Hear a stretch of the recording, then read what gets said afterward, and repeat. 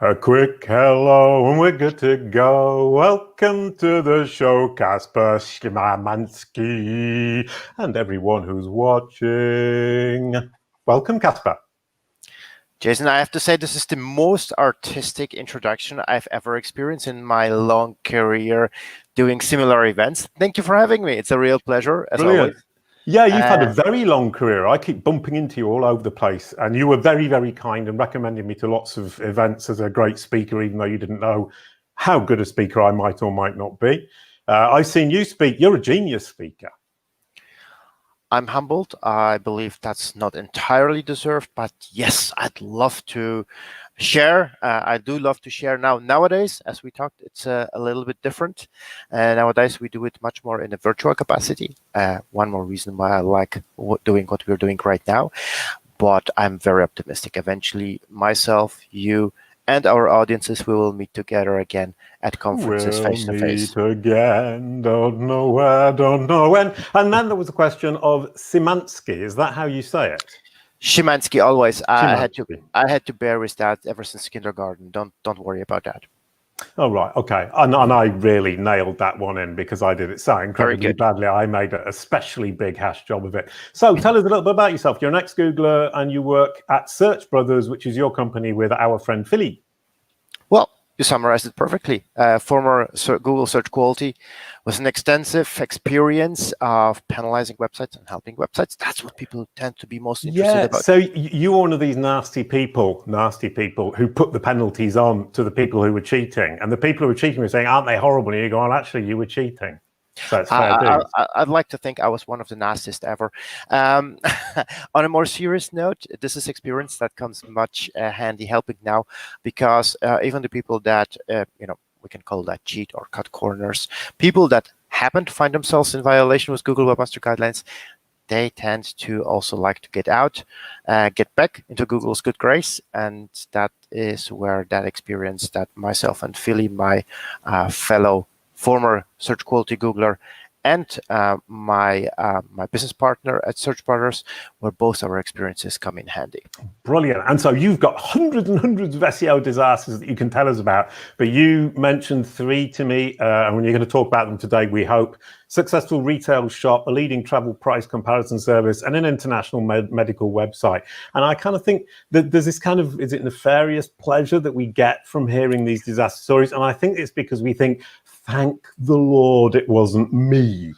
Is that about it? There is a beautiful word for that in German, Schadenfreude, that non-native German speakers love to use. It is a little bit of that. So obviously we are interested to see the carnage happening and we stare at the accident as it happens.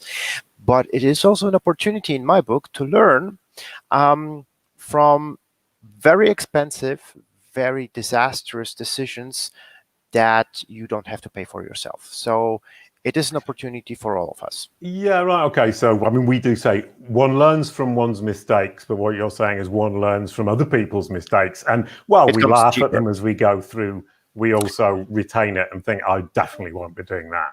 You'd rather have that happen to other people than to your own websites. Brilliant stuff. Very quickly, before we start, as part of this experiment, obviously we're doing this entity-based content model experiment that everybody keeps hearing about. Anybody who's listened to any of these podcast episodes, you are now part of it, because the idea is the podcast is an entity with episodes that are entities, with guests who are entities, with topics who are entities. In this case, the topic entity is SEO disasters. And we've been ranking #1 on your video carousel on your personal brand for several weeks now for a video that hasn't even been released yet. And we can probably show that now. Oh, no, we can't. We had a screenshot of it and we're actually ranking in the video carousels for the, there you go, ranking the video carousels there on the left for something that hasn't even happened, which I find kind of interesting. Google seems to think that that is relevant content for people who are searching your name, content that will soon be happening. Oh, that is now happening. I concur. Brilliant stuff. Welcome to everybody. Do ask your questions in the live chat. I think we've got Ken Shaw from France, who turns up pretty much every week. Thank you, Ken, for turning up. We're going to start off with the disasters. Any questions you have, do ask them. Kasper says he can even answer them after if you reach out to him, or maybe he'll write an article, or we'll write an article together. So the luxury retail shop. You're not going to give us the name, I guess. Yeah, I don't really feel like finger pointing and shaming really helps here, but it is important to know that we're talking about real disasters. A website that merely doesn't rank, that's not a disaster. That's just a website that fails to live up to expectation, Oh, I like that. because it doesn't work quite as well as the site owner would like to. On the other hand, if we're talking about a real business, a brick and mortar business with an online outlet and which tremendous success that tanks overnight, that's a disaster. Yep. And that I've experienced a number of times, really in a tremendous capacity. Frequently, it is a case of overreaching. So Right. the premium. Oh, it's being greedy. It's Aren't we people all? being greedy and then yeah, and suddenly paying the price. Sorry, yeah, go ahead. Or making decisions that were really not founded on the best information available. Okay. So in the particular case I am referring to, that's a case where being better informed certainly would have prevented the situation from happening, because in that situation, a real business decided to migrate. And in a nutshell, what they did is migrating back and forth. They did do a very basic mistake, if you want, initially, by not auditing either one of the websites prior to the migration. Right. So even if everything went well, there would be legacy issues lingering, but that issue aside, the migration is always a little bit of a challenge. So what they basically do, and I like to call them a premium retail website, what they did do is, with no preparation, no regard for the low season, no regard for legacy issues, they would migrate their existing business to a new domain. Let's call that domain B, for instance. Ooh, sorry, can I just say, I like the fact that you said they migrated their business to a new domain, because that's what they do.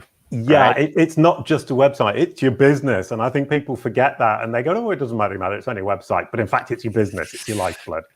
It absolutely was. A number of things happened next to the technical calamities that were about to unfold. The legal situation, which touches on SEO, which touches on search, wasn't really looked into previous. So the new domain B, wasn't actually available from a legal perspective. So several weeks into the migration, while Google and other search engines had to recrawl all the links and all the content, they actually decided to go back.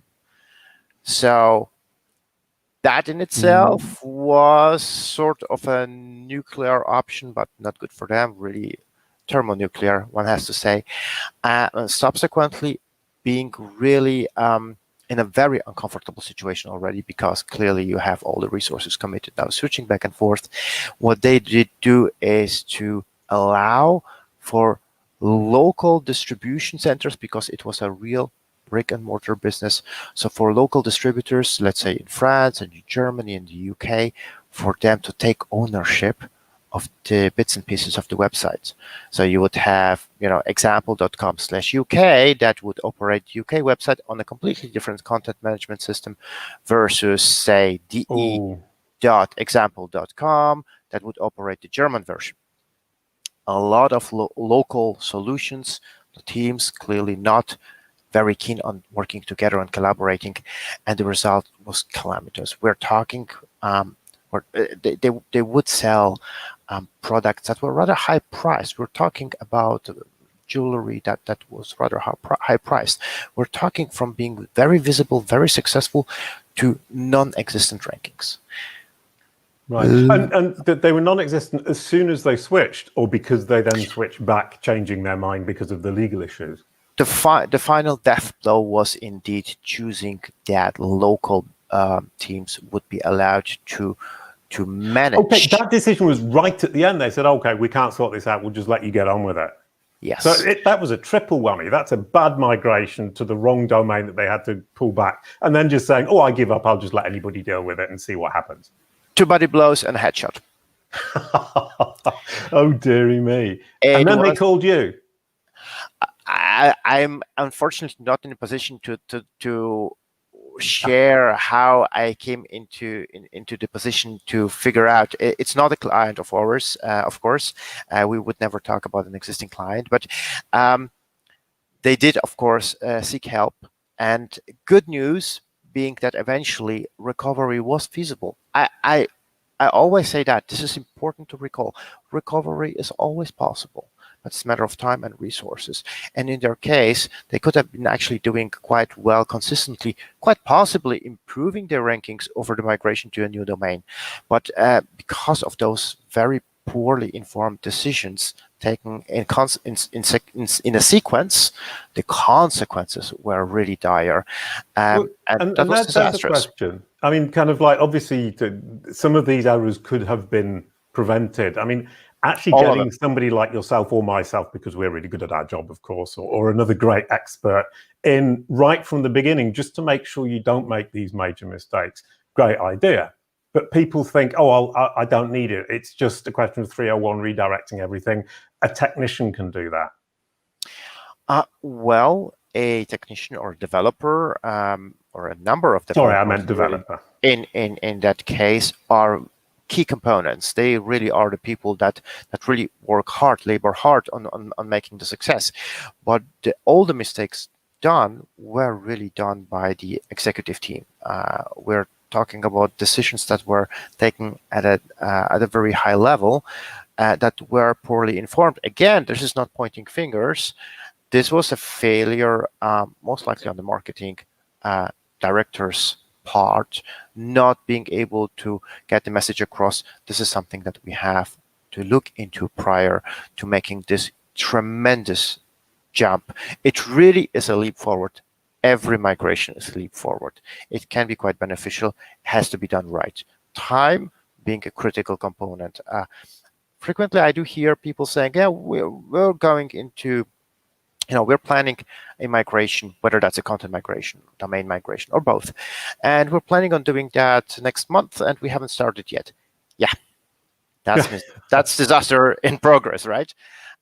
I'm thinking 3-6 months, depending on the website size. It's more realistic than that. Right. I just actually had a client who I think did a very, very intelligent job, because they've obviously been running their site for 13 years. They're called Refurb Me, and they didn't have a disaster, or haven't yet. And they had the intelligence say, right, okay, here's what we think we should do. They called me in, said, here's what we think we should do. What do you think? Can you give us a critique of that 6 months ago? I gave them a critique. We came to lots of decisions, 3 to 6 months, and it's exactly the time frame they took for this.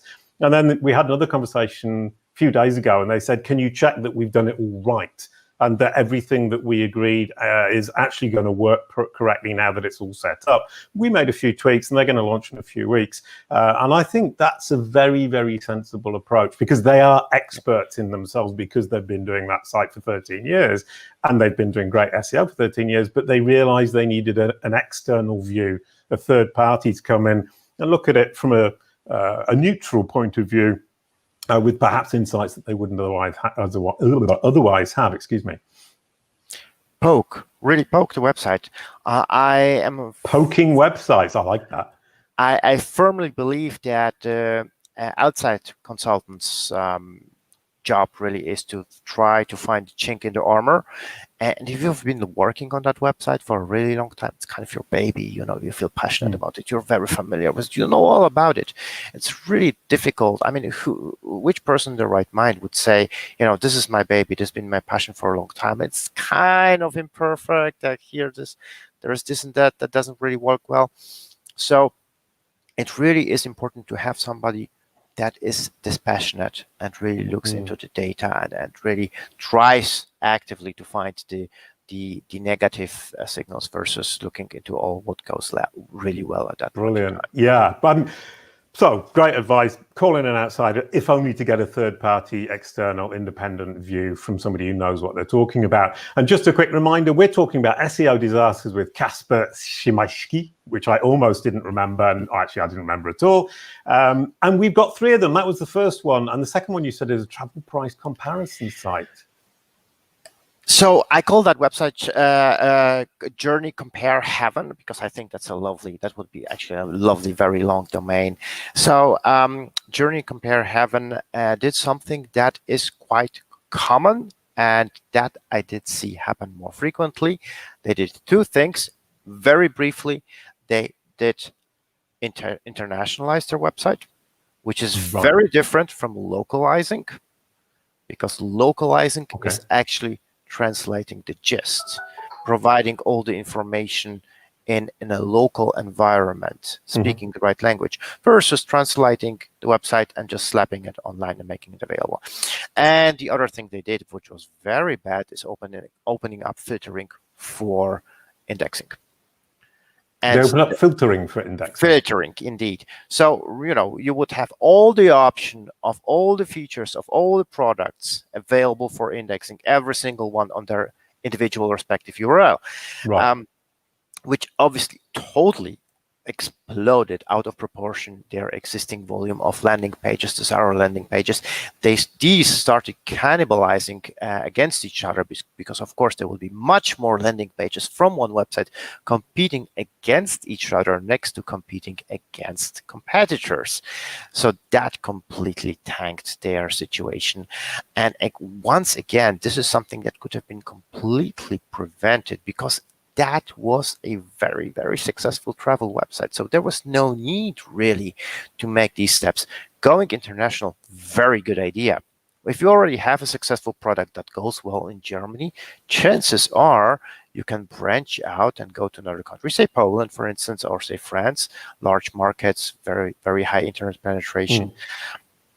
You can absolutely do that, but you have to put more input into that rather than just utilizing Google Translate for the actual translation. Do people really just do that? You'd be surprised. Oh, well, I am very surprised. Yeah, I mean, the idea that Google, I look at Google Translate, we all have a laugh every now and then at the mistakes it makes. But I think kind of when you're pushing it into somebody else's language and you don't understand the language, you obviously kind of think, well, I can't understand, so it doesn't really matter. It just doesn't sound right. I mean, who in the right mind would actually gonna go for a high-priced travel product if the lingo seems a little bit off? Can I really trust them? But that just that just quadrupled or multiplied the volume of pages by fivefold.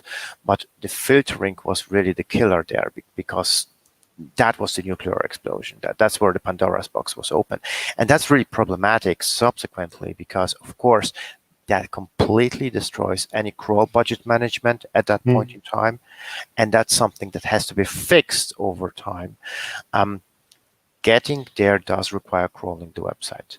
In an ideal situation, and I'd like to share a takeaway with our audience. Yeah, you said you were going to share takeaways, and I thought that was a I'd like to share idea. a few, if that's okay. Yes, but that's fine. One very important, because I do get the impression very frequently whenever I talk to fellow industry people, 9 out of 10 people do not save and preserve and retain their server logs.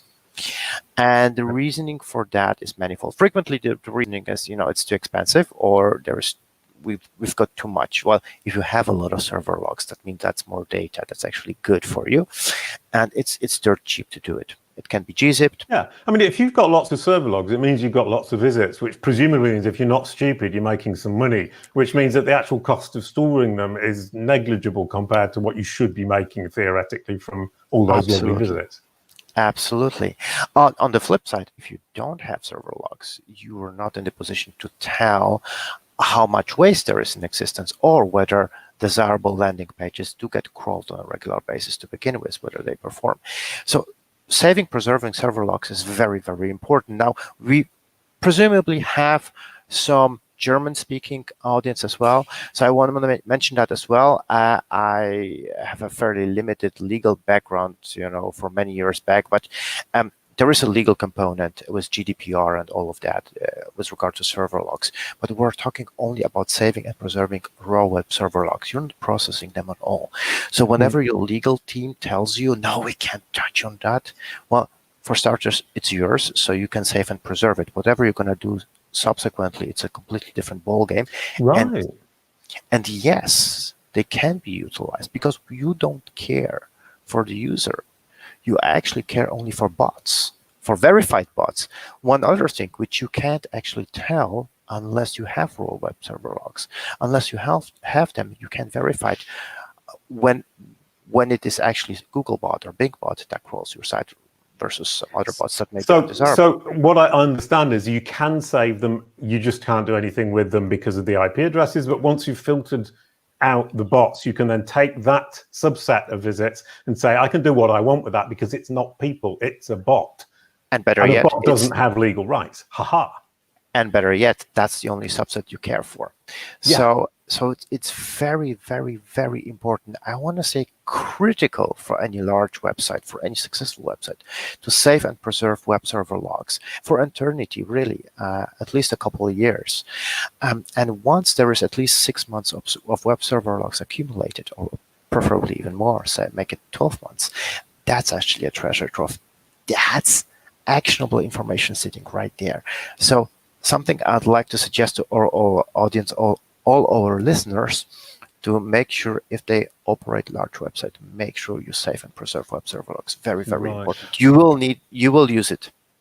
Can I make another suggestion that people Absolutely. never do? Or when people come to me with that, every now and then a client contacts me and says, "Oh, we've just migrated our website and it's gone horribly wrong," and then they ask me to sort it out, and then you say, "Why didn't you call me in before?" And they said, "Because it's simple moving a site." And you go, "Well, seems it, but the price you pay when you get it wrong is much too big to even begin to think about." And then you say, "Have you got an old copy of the website I can look at?" And the answer is almost always no. And you say you should actually keep the old website set up somewhere so that somebody like me can come in and have a look at what it was to what it's become, so we can start to look at where all these problems might be coming from. I think we had a question with regard to tools that pop up just really briefly. Yep. Go ahead. What tools did you use or recommend using to successfully migrate a website when staying on the same domain? It's not really about tools. You have to actually, so let me elaborate on that real quick. I believe we have altogether 30 minutes time or 45 minutes? 30 minutes. 40 minutes. We've got another 20 minutes. So 40 minutes, okay. Stick around, everybody. This is going to be really interesting. So the first thing when talking about migration, whether that's domain or content migration, it doesn't really matter so much. You always want to do an audit first. Technical audit, both on and off page. For starters, you want to crawl the website. You want to see whether that's the bits and pieces of content that are available out there and crawlable, returning 200 OK, is actually overlap, that actually does overlap with the stuff that you want to be ranking. Very frequently, almost every single time, there is some overlap, but there's also stuff where like that staging server, why is that being crawled? We didn't think that was open for crawling to begin with. So you need to figure that out first. Internal linking, another big issue. Do you have internal redirects? That's something you want to deal with in the process, because you do not want to have internal redirects, preferably if you don't have to. There can be other things. hreflang, huge issue. Content, actual content quality, content volumes, huge issue. There's, of course, backlinks. Is there any backlink liabilities from link building that people may not be so happy about? This is actually a nice stepping stone to the last example. But is there any link building that needs to be mitigated? Is there a disavow file in place that needs updating? All of these things are to be reviewed in the course of an audit. That has to happen first. And depending on whatever the audit says, the results, there might be remedies that need to be implemented instantly, and there might be things that can be dropped in the process of migrating. Now, of course, the new website should be ideally as well audited sometime down the line, and it has to be monitored all the time while there is migration happening. But I also want to say every single website is individual. Migrating a website of 500 documents is a completely different ballgame as in comparison to 500 million documents, 500 million landing pages. So it is something. Have you done 500 million? Yes, we have. Oh my Lord, I'm terribly impressed now. We do large websites frequently. It is actually, I do believe it is professionally a more exciting challenge to do large websites. More data, data is your friend in that sense. And of course, there's a bigger gain if we're talking about 500 million landing pages or more, versus a relatively small website that sells, let's say they would sell very niche product, as in, I don't know, one tanker shift per year. That's obviously something that is unlikely to, if you grow sales by 100%, that's 2 tankers, that's good, but you won't be able to go really 10,000% or higher up, versus with really large websites, that's actually possible. Okay.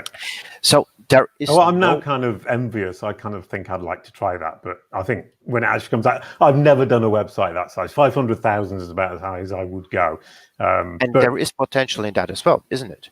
Oh, I love doing site migrations, and I kind of like the smaller size of it, because it gives you that, for me at least, more focus. And then I've got, personally speaking, I think I've got my head around it. And then when it moves and the needle goes up, or the hockey stick happens, I mean, I tell my clients this is an opportunity. The new site should be theoretically better than the old site, and if it's not, why are you doing this? And if it is better, and we do the redirects correctly, and we correctly indicate to Google what has moved to where, in the case of just a migration of content, we should actually improve. There is no reason that we shouldn't improve, as long as we explain it correctly and we walk Google through what we have done. Oh, absolutely. You're preaching to the converted. I could not agree more on what you just said. I do not believe a migration is merely a stepping stone. It should be actually a jumping board for new heights, for new visibility. I think we should both become motivational speakers. I think we are, aren't we not? I was thinking, in terms of providing some tangible advice to the person who asked the question, and thanks for doing so. We thrive on questions. I do believe that, of course, Google Search Console is your most basic tool where you get the first insight, but you also want to crawl the website. For that purpose, I am a huge fan of Botify. I love DeepCrawl, Screaming Frog, just to name 3 of the tools that are out there, and ideally you would use them all at once, simultaneously, in order to get different views on how the website does perform. So there is a number of tools that can help you prepare migration, but the step itself, of course, is something that can't be aided by a tool all by itself. And what's really nice about Search Console is, because you can order it by impressions and clicks, it allows you to actually prioritize what you can then focus on to make sure you don't lose whatever the big chunk of traffic is. The Search Console data adds that extra element, which is, this page is important for my bottom line. That's actually a lovely point, because frequently, if you sort it by CTR, having essentially 0% CTR, you notice there is huge traffic, so there's huge visibility, but 0 CTR. So if you improve in the process merely, for instance, on the user perception, and you improve the CTR from non-existent to anything above 0.0, chances are the conversion is going to go through the roof. So there is huge potentials that can be actually tapped into in the process. Brilliant stuff. Right. Okay. And the third disaster is international medical website. One of my favorite verticals, if I may say so, always exciting to work with, and this is a classic. This really is the kind of thing I had the opportunity to experience back in the days working on behalf of Google and subsequent. So Google, in a nutshell, does not condone link building that passes PageRank. And of course, it does still work, otherwise people wouldn't be doing it. That's a classic case of overreaching, because with Medicine Makes Happy, as I refer to the website, they would... Medicine Makes Happy? Medicine Makes Happy. I thought it sounds like Vicodin, but it's just for us. The website wasn't really about any of those products. So in that case, what they would do is building links, and that would be actually outsourced with another third party as an agency. Very common. Very standard. Again, one tip here: if you ever do that, and I'm not judging one way or the other, but if you ever do that, insist that you do get documentation, as in 100% documentation of the links built, because you may need it. And if you don't have it as you need it, that's problematic. Right. Oh, and kind of that's one of the stories about link building, the disaster stories, is the irony of the penguin penalties was that people ended up paying the same agency that had built the links to take them down again because they didn't have a clue where they were, which meant that the agency who did it get the first money, and then they can charge even more to take away what they did and were paid to do. Standard. Sorry, I'm laughing, and that's rotten. I wasn't supposed to do that today.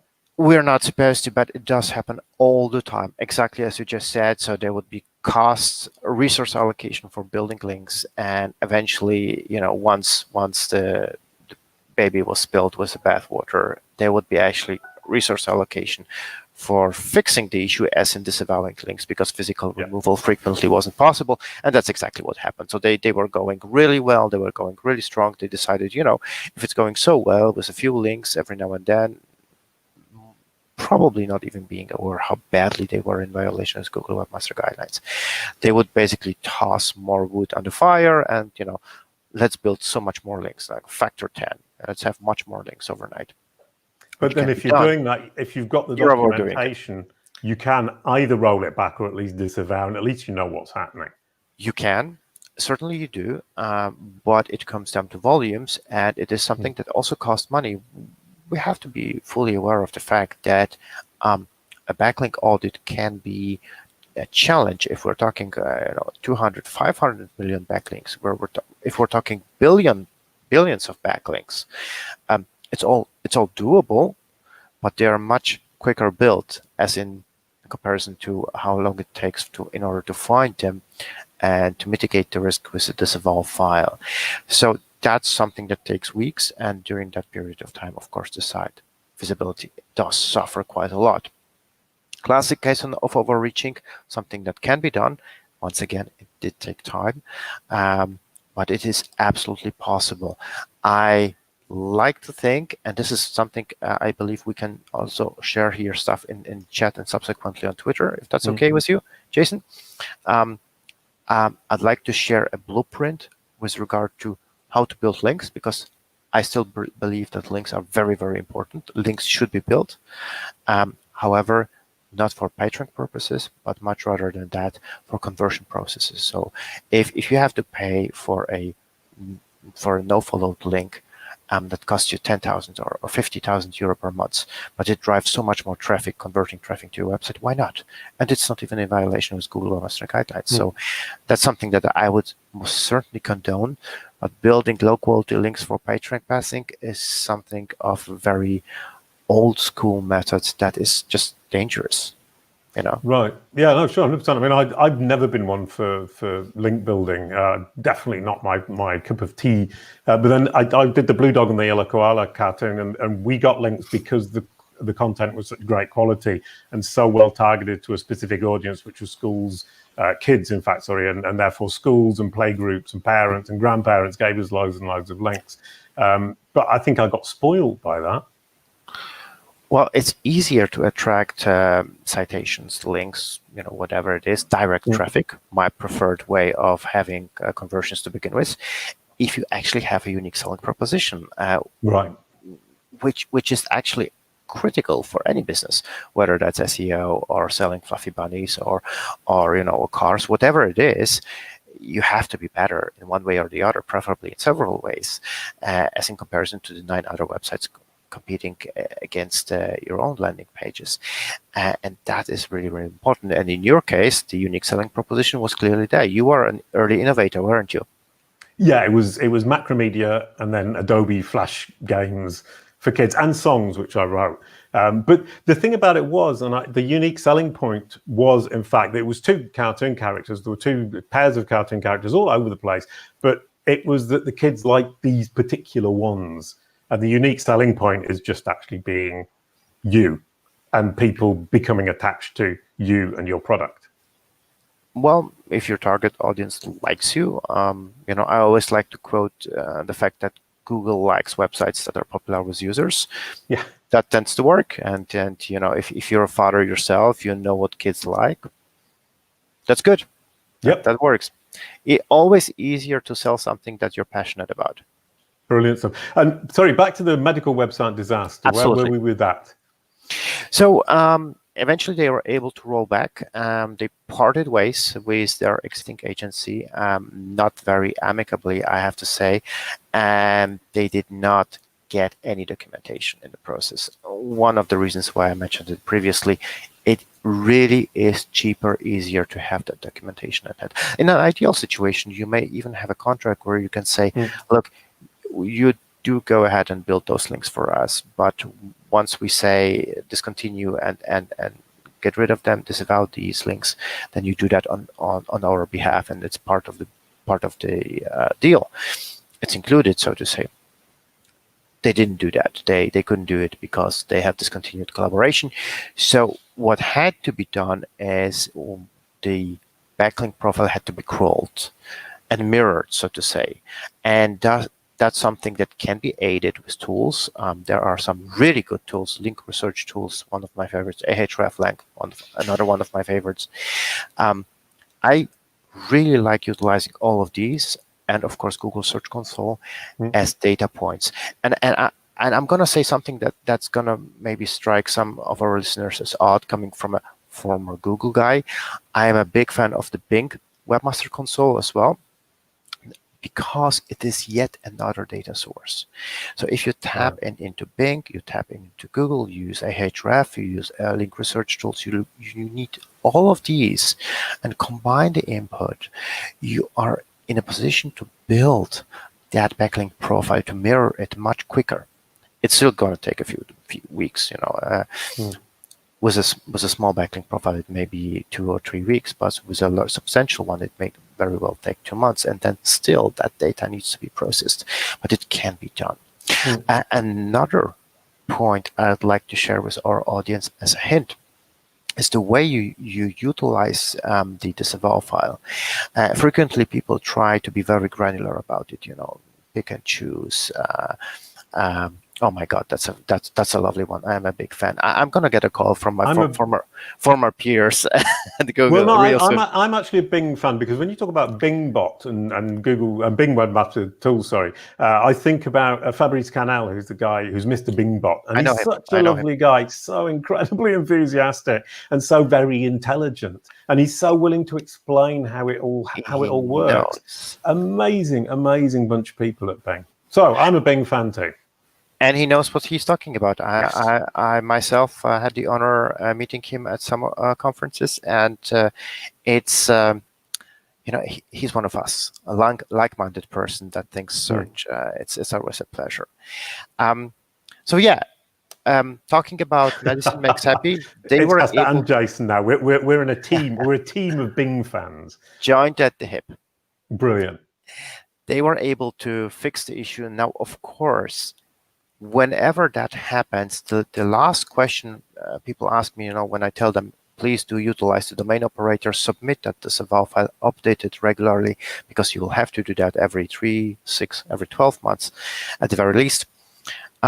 People would ask me, yes, but once I've submitted that disavow file, what happens next? Is my site going to skyrocket? Is it going to plateau? Is it going to decline? And the honest answer is, no one can tell. There is no crystal ball to look into and tell this is exactly what's going to happen. All 3 scenarios are possible. What happens actually frequently, I've seen that, is the fact that sites actually thrive once they got rid of the ballast. So to say, they release the handbrake, and once the disavow file has been uploaded and processed by Google, websites actually grow in visibility, but it's not a given. So Medicine Makes Happy did actually struggle for quite a while, but there is bigger, better fish to fry than just building links for PageRank purposes. On a technical level, and that's what they did, there was so much more that could be done if there's nothing else. If you think you can't improve links, you can't build links, you can't improve your content, you can't do nothing, really nothing. But you are in the position to make your website faster, to make it load faster. That's a winning. That's a critical factor. Nowadays, more than ever. Nowadays, even more than prior to COVID-19.